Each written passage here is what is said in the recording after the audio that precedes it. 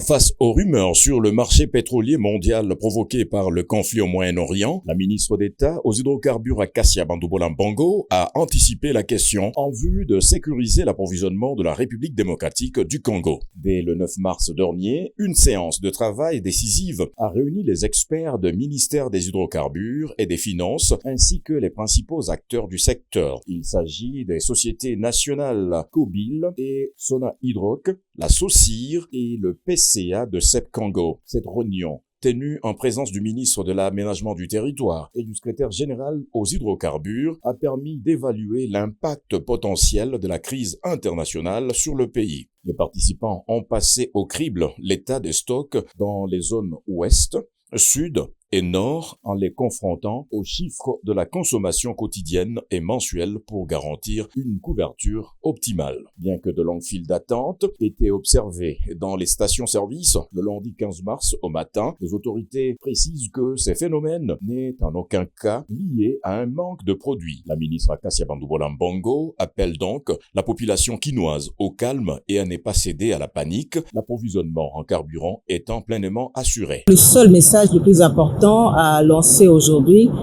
c'est un message d'apaisement à la population, dire à la population qu'il n'y a pas pénurie de carburant dans le pays. Selon la situation du stock que j'ai actuellement ici en mon possession, au niveau de l'ensemble du pays, la couverture est assurée.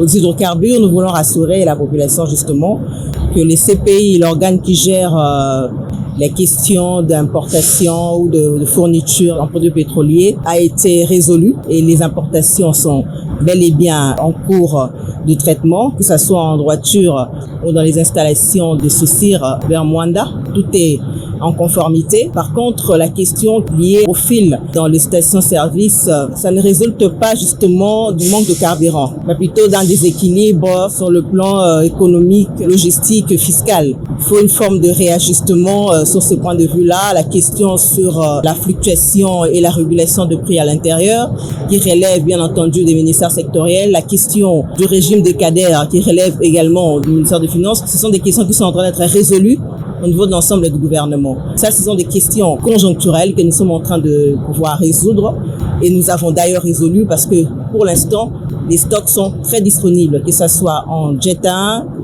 en essence comme en gazole. Les stocks sont disponibles et la population doit garder son calme. Poursuivant sa démarche, la ministre d'État a également échangé avec les responsables des grandes enseignes pétrolières, Engine, SA, LOG, CPPN, l'Erexcom, Petroleum, SPSA Kobil et autres. À l'issue de ces échanges, les directeurs généraux de sociétés pétrolières se sont montrés formels. Il n'y a aucune pénurie de carburant à Kinshasa. Je rassure les populations, le stock est disponible.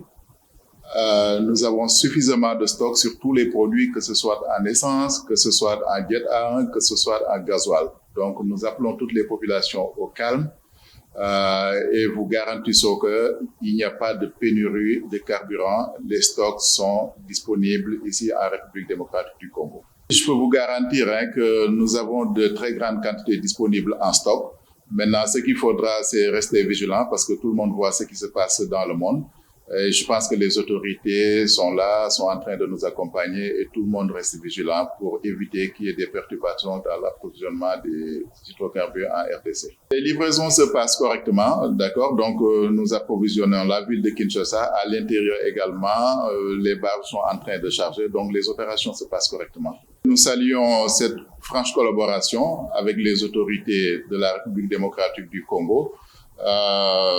D'abord, c'est la première ministre, le vice-premier ministre, ministre de l'économie, la ministre d'État, ministre des hydrocarbures, pour leur soutien, mais également leur présence à nos côtés pour nous permettre tout le temps d'évoluer dans la bonne direction. Les stocks sont disponibles, il n'y a pas de pénurie de carburant en République démocratique du Congo. On doit rassurer les gens, on doit rassurer la population. Il n'y a pas une crise de stock. On s'est rencontré avec l'ensemble des logisticiens en début de semaine au niveau du ministère. Le point a été fait sur l'ensemble des stocks, que ce soit les stocks de gasoil, que ce soit les stocks d'essence, que ce soit les stocks de jet. Le stock est présent en RDC chez les différents logisticiens, que ce soit CEP, LPSA, SOCIR, Il faut que la population se rassure, ne pas céder à la panique. Je pense qu'il y a une très bonne dynamique entre les opérateurs économiques, le ministère des hydrocarbures, le ministère de l'économie et le VPM. Il y a cette discussion aujourd'hui qui est en train de permettre aux opérateurs en RDC de mettre en place des mesures afin d'éviter tout impact négatif ressenti, que ce soit pour les opérateurs économiques ou les populations. L'ensemble des logisticiens est mobilisé, que ce soit pour la réception, pour l'optimisation des creux, pour l'optimisation des planifications au niveau des CPI, pour accueillir de nouveaux bateaux, trouver des solutions pour apporter le produit en République démocratique du Congo, et que ce soit aussi pour la partie livraison. Tout est mis en œuvre pour qu'il n'y ait pas un impact ressenti, ni pour les opérateurs économiques, ni pour les populations riveraines. Excellence, nous vous remercions pour l'appui au quotidien et particulièrement dans les périodes difficiles. Et cette volonté de dialogue avec les partenaires économiques est saluée et remerciée à notre niveau. Et ça nous donne encore plus de motivation pour venir appuyer et mettre en œuvre concrètement les dispositions qui sont décidées au niveau du ministère. Nous réitérons la volonté de LP de s'inscrire vraiment dans cette démarche et de venir jouer notre rôle et appuyer les recommandations du ministère au niveau des hydrocarbures. Si la population est en train de lutter, je peux demander de passer à la station cardinale sur Kalamu. Ils verront qu'il y a du carburant. La station Ngava, il y a du carburant. La station Super Lemba, il y a du carburant. La station Kenge, à Limité, on est en train de servir du carburant. La station Tchangou, à Massina, on est en train de servir du carburant. La station Bolobo, située dans la commune de Kinshasa, là aussi on est en train de servir. La station Pomatete, à Limité, les services continuent aussi là-bas. La station Frontière, qui est dans la commune de Kalamu, là aussi on sert. Depuis ces jours-ci, tout ça on sert. Et la station Timni, à Lemba, là aussi on sert les carburants. La station Fes Mokali, à Maluku, nous sommes en train de servir les carburants. La station Fes Okapi, ici à Gombe, ici où nous sommes déjà, vous avez vu qu'on est en train de dépoter même 20 000 mètres cubes de carburant. La station Gassabou, sur dans la commune de Gassabou, il y a du carburant, on sert là-bas aussi. La station Fes Galiema, là aussi on sert déjà du carburant. La station Elika, située à Lingua, la Sirwileri, il peut passer, ils trouveront que les gens sont en train de servir calmement. La station Sandoa, située aussi en Giringiri, nous servons aussi du carburant.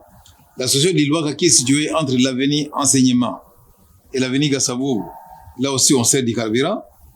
La station Bloc à Bandalungwa, on sert du carburant. La station Dokolo, située dans la commune de Njili, là aussi nous servons du carburant. La station Mikonga, située à Massina, là aussi nous servons du carburant.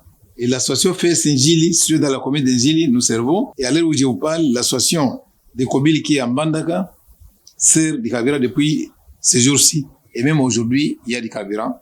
Tout comme la station de Gisangani, Boyoma, il y a du carburant et on sert les gens. En tant qu'ADG de Kobil, j'apprécie vivement le système de leadership de notre madame, le ministre d'État aux hydrocarbures, puisqu'à chaque fois qu'il y a de rumeurs ou qu'il y a un petit problème dans notre secteur, elle nous réunit tous. Des fois, elle nous appelle même individuellement, chacun au téléphone, et vous dit à telle heure, vous devez vous retrouver avec moi.